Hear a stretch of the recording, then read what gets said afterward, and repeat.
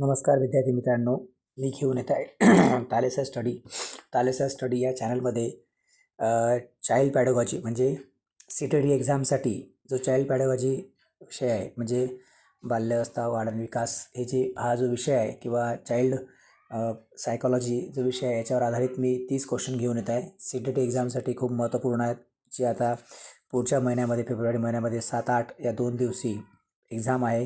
तर त्या एक्झामच्या दृष्टीनं शॉर्ट ऑप्शन्स MCQ ऑप्शन्स जे आहेत ते बी घेऊन येत आहेत 30 क्वेश्चन्स. आणि ते 30 क्वेश्चन्स जे आहेत त्याचे तुम्हाला ट्रिक्ससुद्धा मिळणार आहेत. म्हणजे ट्रिक्ससुद्धा तुम्हाला या व्हिडिओमधून भेटणार आहेत की कशा प्रकारे आपण या प्रश्नांची उत्तरे लक्षात ठेवू शकतो. म्हणजे प्रश्नांची उत्तरंही ट्रिक्ससह कशा प्रकारे लक्षात ठेवायची ही ट्रिक्ससुद्धा तुम्हाला त्या व्हिडिओमध्ये दिलेले आहे. तर सर्वांनी तालेसा स्टडी या चॅनलला सबस्क्राईब करून रोज येणारे व्हिडिओ तुम्हाला पाहायचे आहेत. आणि आपल्याला CDPमध्ये म्हणजे CTETच्या एक्झाममध्ये CDP जो विषय आहे त्याच्यामध्ये तुम्हाला 30 आउट ऑफ 30 क्वेश्चन आन्सर म्हणजे गुण घ्यायचे आहेत. चला तर आपण आपल्या प्रश्नाकडे जाऊया. Development is a process. Development म्हणजे विकास ही प्रक्रिया कशी आहे, तर development is a process, sudden process, continuous process, slow process आणि फिक्स प्रोसेस.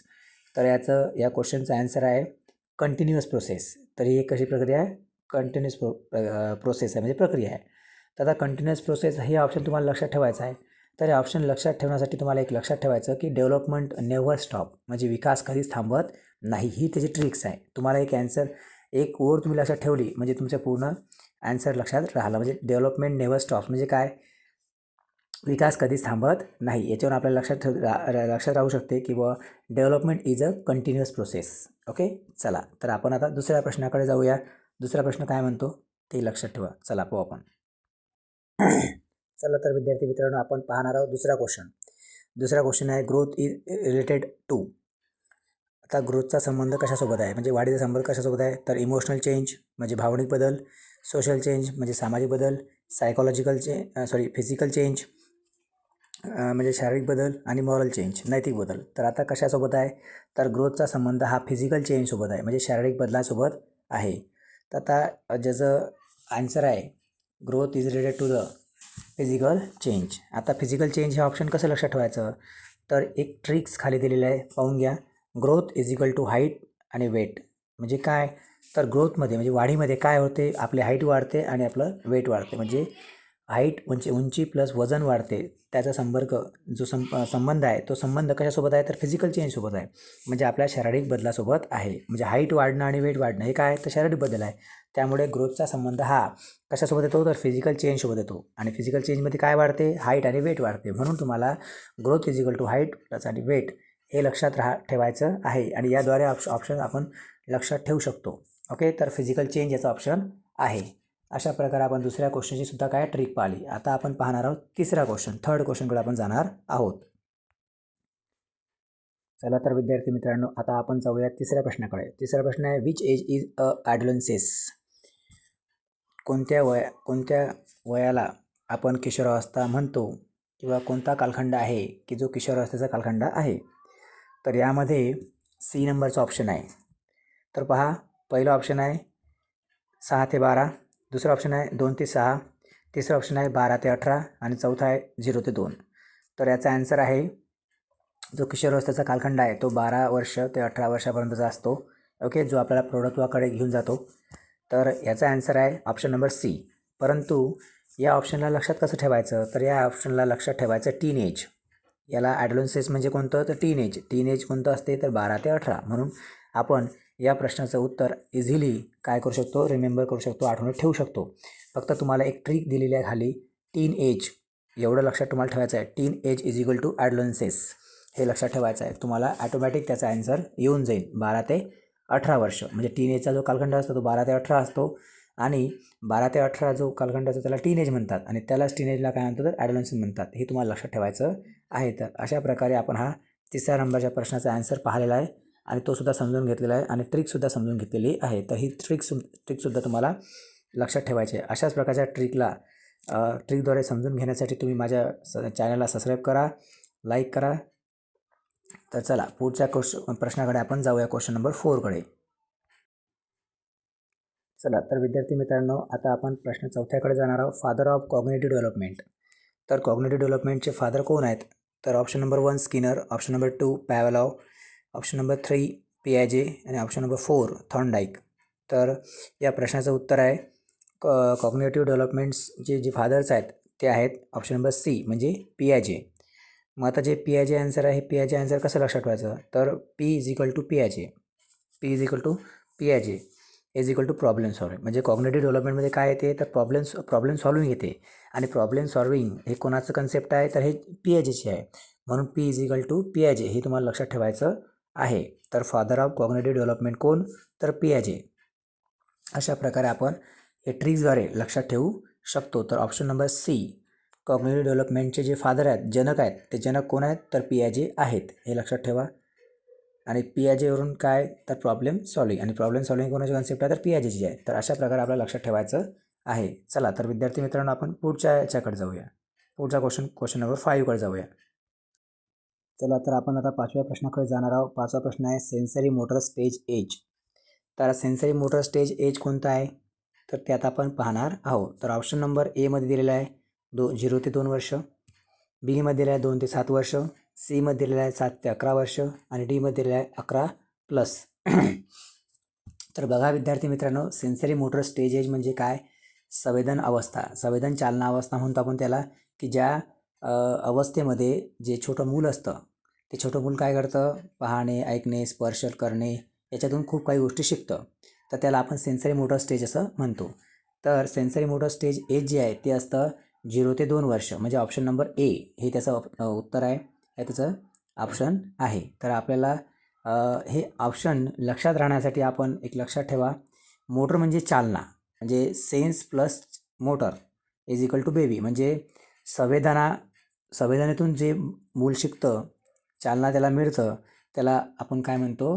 तर सेन्सरी मोटर स्टेज म्हणतो. आणि सेन्सरी मोटर स्टेज हे कोणत्या वयामध्ये असते? तर बेबी एजमध्ये असते. म्हणजे बेबी म्हणजे छोटं मूल जे असतं ते छोटं मुलाच्या वयामध्ये असते. आणि छोट्या मुलाचं जे वय असतं किंवा जे एज असतं तो कालखंड कोणता असतो? 0 ते 2 वर्ष. म्हणजे 0पासून ते 2 वर्ष कालखंडापर्यंत असतं. आणि त्यामध्येच सेन्सरी मोटर स्टेज एज हे ठरवलेलं आहे.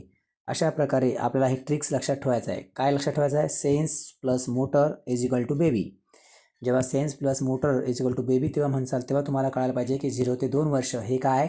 तर सेन्सरी मोटर स्टेज एज आहे. हे तुम्हाला लक्षात ठेवायचं आहे. अशा प्रकारे आपण या प्रश्नाचं उत्तर लक्षात ठेवू शकतो. सेन्सरी मोटर स्टेज एज 0 ते 2 वर्ष. चला तर आपण पुढच्या प्रश्नाकडे जाणार आहोत, 6व्या प्रश्नाकडे. बघा विद्यार्थी मित्रांनो, क्वेश्चन नंबर 6 इगोसेंट्रिझम बिलॉंग्स टू. इगोसेंट्रिझम हे कशा संबंधित आहे?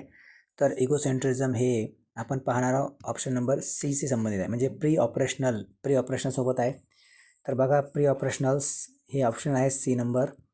तर त्यासाठी तुम्हाला ट्रिक दिलेला आहे only I am right child. आता पहा, इगोसेंट्रिझम सर्वात जास्त काय मुलांमध्ये असते. म्हणजे अहम भावना आपण ज्याला म्हणतो, माझंच मी. तर इगो जो असतो, तर ऑप्शन नंबर सी. तर तुम्हाला ओनली आय एम राईट हे वाक्य लक्षात ठेवायचं आहे. म्हणजे तुम्हाला लगेच लक्षात ठेवीन की ओनली आय एम राईट म्हणजे फक्त मीच बरोबर आहे. म्हणजे काय? तर हे कोण म्हणते? तर मुलाला वाटतं मीच बरोबर आहे, बाकी सर्व चुकीचे आहेत. अशा वेळेस काय असते? तर ते लहान वयामध्ये चाइल्डमध्ये घडते. आणि यालाच आपण इगोसेंट्रिझम म्हणतो. त्याला प्री ऑपरेशनल असं म्हटलं जातं. तर म्हणून इगोसेंट्रिझमसाठी तुम्हाला लक्षात ठेवावं लागेल only I am right. Preoperational जे ऑप्शन आहे त्यासाठी तुम्हाला हे लक्षात ठेवावं लागेल. चला तर आपण पुढचं पाहूया. चला तर विद्यार्थी मित्रांनो, क्वेश्चन नंबर 6 काय म्हणतो पहा, abstract thinking develop in. Abstract ज्या अमूर्त कल्पना आहेत ह्या कोणत्या विचाराने डेव्हलप होतात? तर ते आपल्याला पाहायचं आहे. तर पहा, पहिला आहे प्री ऑपरेशनल, सेकंड आहे कॉन्क्रीट, सी नंबर आहे फॉर्मल आणि डी आहे सेन्सरी. तर विद्यार्थी मित्रांनो, हे ऑप्शन नंबर या प्रश्नाचं उत्तर आहे सी, तर फॉर्मल. तर पहा आता, जे फॉर्मल थिंकिंग आहे हे थिंकिंग अबस्ट्रॅक्ट जे थिंकिंग असते हे डेव्हलप होते फॉर्मल, म्हणजे ॲडल्ट थिंकिंग, आपण ज्याला ॲडल्ट थिंकिंग म्हणतो. तर तुम्हाला यासाठी abstract is equal to adult thinking हे तुम्हाला लक्षात ठेवायचं आहे, तरच तुम्हाला फॉर्मल लक्षात राहील. तर फॉर्मल या ऑप्शनसाठी तुम्हाला ॲबस्ट्रॅक्ट ॲडल्ट थिंकिंग लक्षात ठेवायचं आहे. ओके, तर चला, तर हे फॉर्मल थिंकिंग कशाचं आन्सर आहे? तर ॲबस्ट्रॅक्ट ॲडल्ट थिंकिंग, म्हणजे ॲबस्ट्रॅक्ट थिंकिंग डेव्हलप होत असते कोणामध्ये? तर फॉर्मलमध्ये.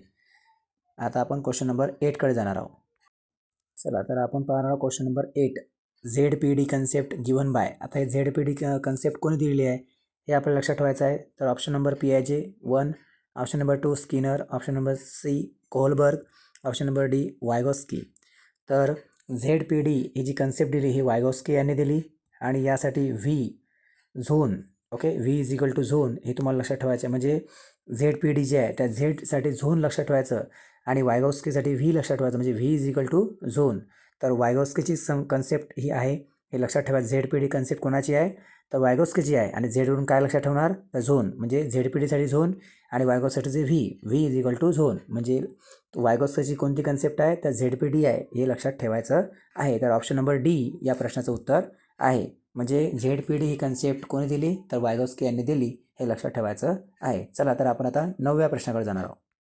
9व्या नंबरचा प्रश्न आहे learning by trial and error.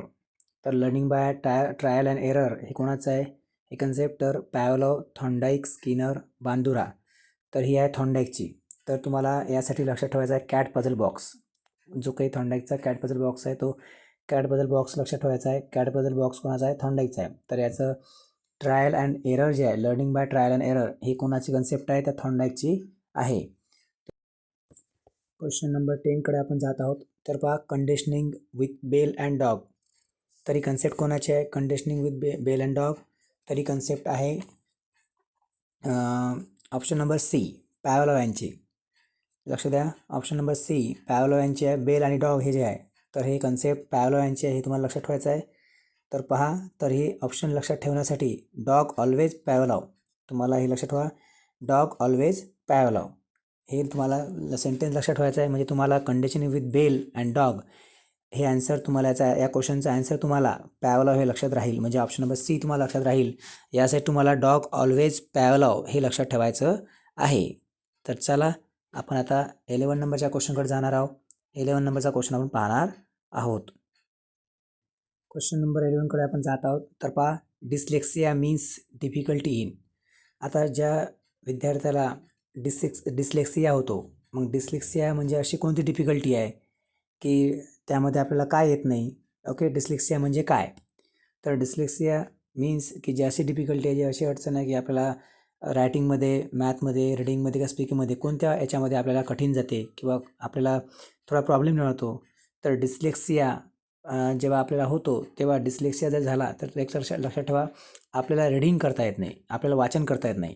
तर डिस्लेक्सिया म्हणजे काय तर डिस्लेक्सिया जर आपल्याला असला तर आपल्याला वाचन करण्यामध्ये काय होतो तर अडथळा निर्माण होतो, डिफिकल्टी निर्माण होते. तर डिस्लेक्सिया या प्रश्नाचं आन्सर जे आहे तर ते आहे रिडिंग, ऑप्शन नंबर सी. तर आता आपल्याला एक लक्षात ठेवायचं विद्यार्थी मित्रांनो तर लेक्सिया म्हणजे रिडिंग होते एवढं लक्षात ठेवा. लेक्सिया म्हणजे रिडिंग, तर lexia is equal to reading. तेव्हाच आपल्याला डिस्लेक्सिया म्हणजे काय तर रिडिंग होईल. म्हणजे रिडिंग म्हणजे डिफिकल्टी म्हणजे डिस्लेक्सिया होणे हे यासाठी लक्षात ठेवा. तर ट्रिक जी आहे आपली तर लेक्सिया म्हणजे रिडिंग याचा अर्थ होतो तर लेक्सिया म्हणजे रिडिंग एवढं लक्षात ठेवा. तेव्हा आपल्याला डिस्लेक्सिया म्हणजे रिडिंगमध्ये प्रॉब्लेम येतो हे आपल्याला लक्षात राहील. तर रिडिंग ऑप्शन नंबर सी या प्रश्नाचं उत्तर आहे. आता क्वेश्चन नंबर 12कडे आपण जात आहोत. तर डिस्ग्राफिया म्हणजे काय. डिस्ग्राफिया याचा संपर्क कशासोबत येतो तर डिस्ग्राफिया यांचा संबंध येतो रायटिंगसोबत. तर डिस्ग्राफिया हा जर आजार झाला असेल तर आपल्या लिखाणामध्ये आपल्याला लिखाण करण्यामध्ये काय तर प्रॉब्लेम येतो. आपल्याला आपले जे अल्फाबेट्स आहेत ते व्यवस्थित लिहिता येत नाहीत. तर रायटिंगमध्ये प्रॉब्लेम जातो जेव्हा ग्राफिया आपल्याला होतो तेव्हा. तर आता लक्षात ठेवा डिस्ग्राफिया या प्रश्नाचं आन्सर लक्षात ठेवण्यासाठी आपल्याला ट्रिक दिलेली आहे ग्राफ म्हणजे रायटिंग. तर तुम्हाला ग्राफ जे आहे तर ग्राफ एवढं लक्षात ठेवायचं आहे. ग्राफ म्हणजे रायटिंग होते हे ऑप्शन लक्षात ठेवायचं आहे. म्हणजे हे ट्रिक लक्षात ठेवायचे आहे. तेव्हाच तुम्हाला डिस्ग्राफिया हा कशा संबंधित आहे तर रायटिंग संबंधित प्रॉब्लेम आहे तेव्हा तुम्हाला समजून जाईल. म्हणजे या प्रश्नाचं आन्सर जे आहे ते आहे रायटिंग, ऑप्शन नंबर बी याचा आन्सर आहे. तर ग्राफ म्हणजे रायटिंग हे तुम्हाला लक्षात ठेवायचं आहे. आणि ग्राफ म्हणजे रायटिंग जर तुम्हाला आठवलं तर डिस्ग्राफिया म्हणजे हे रायटिंग संबंधित आहे. तेव्हा तुम्हाला काय होईल आन्सर क्लिक होईल आणि तुम्ही आन्सर व्यवस्थित लिहू शकाल किंवा सर्कल करू शकाल. तर अशा प्रकारे डिस्ग्राफिया हा रायटिंग संबंधित वर्ड आहे हे ट्रिक लक्षात ठेवा. चला तर आपण प्रश्न नंबर 13कडे जाणार आहोत. डिस्कॅल्क्युलिया मीन्स तर option number C math problems. ज्यांना गणितामध्ये समस्या जातात अशा प्रकारच्या विद्यार्थ्यांना डिस्कॅल्क्युलिया असतो. तर डिस्कॅल्क्युलिया म्हणजे काय तर मॅथ्स प्रॉब्लेम म्हणजे गणिताचे जे समस्या असतात गणितामध्ये गणित सॉल्व न करणे, सोडवता न येणे, ओके, पाढे पाठ न होणे अशा अनेक समस्या असतात. तर त्याला आपण मॅथ्स प्रॉब्लेम म्हणू शकतो. तर डिस्कॅल्क्युलिया यासाठी मॅथ्स प्रॉब्लेम्स हे लक्षात ठेवण्यासाठी तुम्हाला calculate is equal to math म्हणजे कॅल्क्युलेशन करणं हा संपर्क कशासोबत आहे, मॅथ्ससोबत आहे म्हणजे गणितासोबत आहे. तर तुम्हाला कॅल्क्युलेशन करणं हे कशामध्ये येते, गणितामध्ये येते. म्हणजे डिस्कॅल्क्युलिया जर काही डिस्कॅल्क्युलियाचा संबंध जो आहे तो कशासोबत, मॅथ प्रॉब्लेमसोबत येत असतो. ज्या विद्यार्थ्याला डिस्कॅल्क्युलिया होतो त्याला मॅथ्स प्रॉब्लेम सॉल्व्ह करण्यामध्ये समस्या जातात. म्हणजे डिस्कॅल्क्युलियाचं जे आन्सर आहे ते आहे maths problem, option number C. आणि तुम्हाला ट्रिक म्हणून लक्षात ठेवायचं असेल तर calculate is equal to math. Okay, चालेल. तर आपण पुढच्या प्रश्नाकडे जाऊया. क्वेश्चन नंबर 14कडे आपण जात आहोत. Learning is influence bye motivation, interest, readiness, all. तर विद्यार्थी मित्रांनो, ह्या सर्व जे ऑप्शन्स आहेत यामध्ये वरचे 3 ऑप्शन्सचे पूर्ण ऑप्शन याच्यामध्ये येणार आहेत. तर option number D correct option आहे, ऑल. आता ऑलसाठी आपल्याला ट्रिक लक्षात ठेवायचा आहे, लर्निंग ऑल मेनी फॅक्टर्स. म्हणजे लर्निंग हे अनेक प्रकारच्या फॅक्टरने काय असे प्रभावित झालेली असते. म्हणजे मेनी फॅक्टर्स तुम्हाला लक्षात ठेवायचं आहे. Learning is equal to many factors म्हणजे लर्निंग ही मोटिवेशनने सुद्धा इन्फ्लुएन्स झालेली असते, इंटरेस्टने सुद्धा इन्फ्लुएन्स झाली असते आणि रेडीनेसने सुद्धा इन्फ्लुएन्स झालेली असते. म्हणून लर्निंग या प्रश्नाचं, लर्निंग इज इन्फ्लुएन्स बाय या प्रश्नाचं उत्तर आहे ऑप्शन नंबर डी. तर यासाठी तुम्हाला learning is equal to many factors हे ट्रिक लक्षात ठेवायची आहे. चला तर आपण पुढच्या प्रश्नाकडे जाणार आहोत, क्वेश्चन नंबर 15कडे जाणार आहोत. तर मित्रांनो, आता आपण पोहोचलो आहे क्वेश्चन नंबर 15कडे. लर्निंग म्हणजे काय? तर लर्निंग म्हणजे memorisations, option number B temporary change, option number C permanent behaviour change आणि option number D physical growth. तर विद्यार्थी मित्रांनो, लर्निंग म्हणजे परमनंट बिहेवियर चेंज हे होत असते. तर या प्रश्नाचं उत्तर आहे permanent behaviour change, option number C. आता हे ऑप्शन नंबर सी आलेलं आहे, परंतु या प्रश्नाचं उत्तर लक्षात कसं ठेवायचं, तर learning is equal too long term change. शिक्षण म्हणजे काय, शिकणे म्हणजे काय, लर्न करणे म्हणजे काय, तर लॉंग टर्म चेंज म्हणजे खूप कालखंडापर्यंत झालेला बदल त्याला आपण लॉंग टर्म चेंज म्हणतो. म्हणजे आपलं learning is equal too long term change. जेव्हा तुम्ही लक्षात ठेवाल तेव्हा तुम्हाला कळेल की permanent behaviour is change. Learning म्हणजे काय, तर परमनंट बिहेवियर चेंज हे होत असते. तर अशा प्रकारे विद्यार्थी मित्रांनो, मी CTD मध्ये CDP जो सब्जेक्ट आहे, चाइल्ड डेव्हलपमेंट पॅडागॉजी, या विषयाचे रोज एक व्हिडिओ मी टाकणार आहे. तर तुम्ही आजच्या या व्हिडिओमध्ये मी 15 प्रश्न घेतलेले आहेत. तर या 15 प्रश्नावर आधारित तुम्ही हा व्हिडिओ पाहायचा आणि या व्हिडिओला चांगल्या प्रकारे रिस्पॉन्स द्यायचा, लाईक, सबस्क्राईब आणि शेअर करायचा. आणि हे ते तुम्ही जर केलं तर मला एक प्रकारची ऊर्जा मिळेल आणि मी तुम्हाला पुढचा व्हिडिओ सेकंडमध्ये 15 क्वेश्चन पुन्हा घेऊन येणार आहे. म्हणजे तुमचे 30 मार्क्स कन्फर्म तुम्हाला मिळणार आहेत.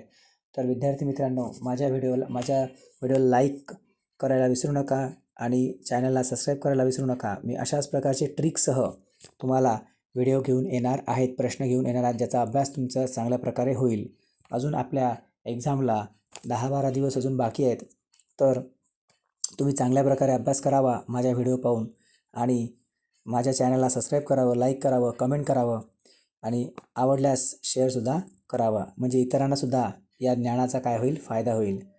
तर अशा प्रकारे विद्यार्थी मित्रांनो, आजच्या या पार्ट 1 व्हिडिओमध्ये तुम्हाला 15 क्वेश्चन मी दिलेले आहेत. 15 क्वेश्चनची तयारी केलेली आहे आणि ते बी तयारी अशी केलेली आहे की ज्याच्यामध्ये तुम्हाला ट्रिकसुद्धा दिली आहे की कशा प्रकारे ॲन्सर लक्षात ठेवायचे.